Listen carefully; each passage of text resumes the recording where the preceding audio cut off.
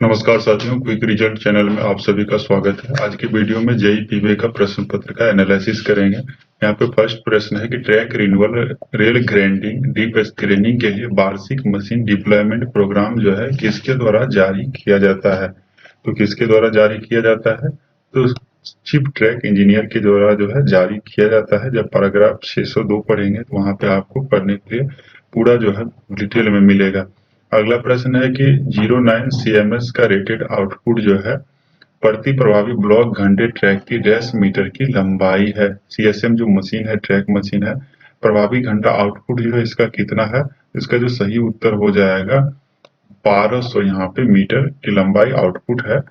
अगला प्रश्न है कि टर्नआउट में जीएफएन जो है 66 लाइनर की जो सर्विस लाइफ है वो कितना है। तो सर्विस लाइफ इसका जो है 100 जीएमटी और 2 वर्ष जो भी पहले हो शर्त के आधार पे जो है सही उत्तर हो जाएगा। ठीक है। अगला प्रश्न कि स्क्रैप फिटिंग और फास्टनिंग का लेखा जो है ये डैश में किया जाएगा। तो कितने समय में लेखा किया जाएगा, तो वजन में किया जाता है। ठीक है। स्क्रैप फिटिंग और फास्टनिंग का लेखा वजन में किया जाता है। यहाँ पे देखेंगे अगला प्रश्न है कि ट्रांजिशन कर्व पर अधिकतम कैंट ग्रेडियंट की अनुमति जो है कितना है। तो अधिकतम कितना है 1:720। यहाँ पे सही उत्तर हो जाएगा 1:720। ठीक है।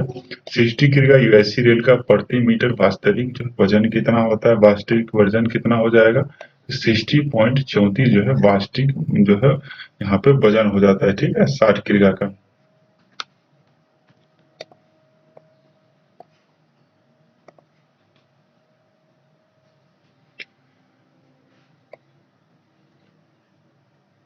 अगला प्रश्न है कि 60 किग्रा यूआईसी रेल का प्रति मीटर जो है वास्तविक वजन जो होता है कितना होता है। यहाँ पे 60 किग्रा का पूछा गया है, तो 60 किग्रा का 60.34 यानी कि जो वजन समझते हैं 1 मीटर में रेल का जो वजन होता है उसके हिसाब से वजन पूछा जाता है। 51.89 जो होता है 52 केजी रेल का होता है, दोनों याद रखिए।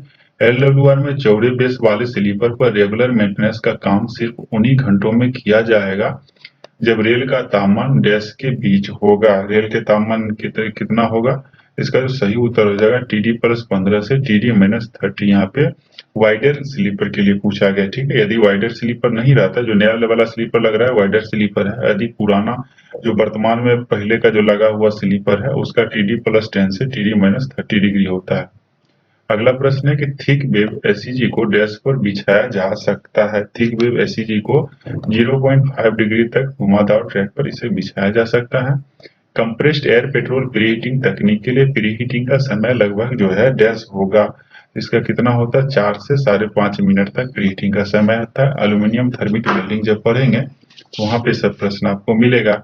ट्रेनों को भेजने के लिए सतर्कता से आगे बढ़े। हाथ सिग्नल दिन के समय में हरे झंडे के विकल्प के तौर पर डैश सिग्नल दिखाया जाना चाहिए।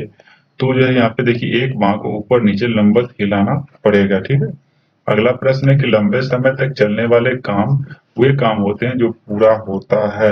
लंबा समय किसको बोलेंगे, जो एक दिन से ज्यादा चलता है। ठीक है। और जो सूर्योदय से और सूर्यास्त तक समय हो जाता है वो शॉर्ट अवधि का काम उसे बोला जाता है। पुश ट्रॉलियर में कम से कम कितने लोगों द्वारा चलाया जाएगा। जो पुश ट्रॉलियर कितने लोगों के द्वारा चलाया जाएगा, कम से कम 4 व्यक्ति जो है होना चाहिए। 837 जो है पारा में दिया गया है मैनुअल में। कटिंग स्टेट ट्रैक में ट्रॉली रिफ्यूजी के बीच अधिकतम जो है दूरी डैश से अधिक नहीं होना चाहिए। तो 200 मीटर से अधिक यहाँ पे नहीं होना चाहिए। कटिंग स्ट्रेट ट्रैक में ट्रॉली रिफ्यूजी पूछा गया स्ट्रेट में। ठीक है। यहाँ पे अगला प्रश्न है कि इंजीनियरिंग प्रयोजनों के लिए लाइन के एक हिस्से को ब्लॉक करना जहां मटेरियल ट्रेन और ट्रैक मशीनों को छोड़कर किसी भी यातायात की अनुमति नहीं होती है उसे डैश कहा जाता है। उसे क्या कहा जाता है, तो लाइन ब्लॉक कहा जाता है। ठीक है, लाइन ब्लॉक सही उत्तर हो जाएगा। गिट्टी उतारते समय गलती से अगर गिट्टी असमान रूप से उतारी जाती है तो उन रेकों को डैश लाइनों पर नहीं ले जाना चाहिए। तो लूप लाइनों पर नहीं लिया जा सकता है। जब सड़क रेलवे ट्रैक को अलग अलग लेवल पर काटती है तो उसे डैश कहते हैं। उसे क्या कहा जाता है, तो ग्रेड सेपरेटर कहा जाता है। ठीक है, ग्रेड सेपरेटर्स यहाँ पे सही उत्तर हो जाएगा। A3 मेडिकल के लिए अगर कर्मचारी की उम्र 45 से 55 वर्ष के बीच है, ध्यान दीजिएगा 45 से 55 वर्ष के बीच पूछा गया है, तो उसे प्रत्येक डैश वर्ष में एक बार जो है पीएमई जो है किया जाएगा। तो 2 साल पे पीएमई किया जाएगा और 55 वर्ष से 60 साल यानी रिटायरमेंट तक जो है प्रत्येक साल होता है और उससे पहले 5 साल पर होता है। यदि लटकते हुए parts, break binding, flat tyre दिखे तो गेटमैन को डैश सिग्नल जो है प्रदर्शित करना चाहिए। तो कौन सा सिग्नल प्रदर्शित करेगा? तो लाल सिग्नल प्रदर्शित करेगा।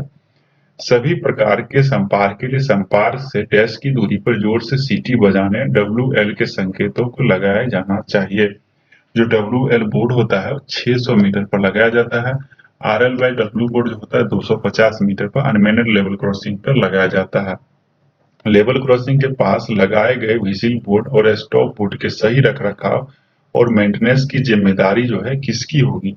ये जो है SSC पीवे प्रभारी की जिम्मेदारी होगी। अच्छे से यदि आप अध्ययन करना चाहते हैं तो क्विक रिजल्ट प्ले स्टोर में ऐप डाउनलोड जरूर कीजिएगा और चैनल को सब्सक्राइब कर लीजिए ताकि जो भी मैं वीडियो अपलोड करूं आपको नोटिफिकेशन मिल सके।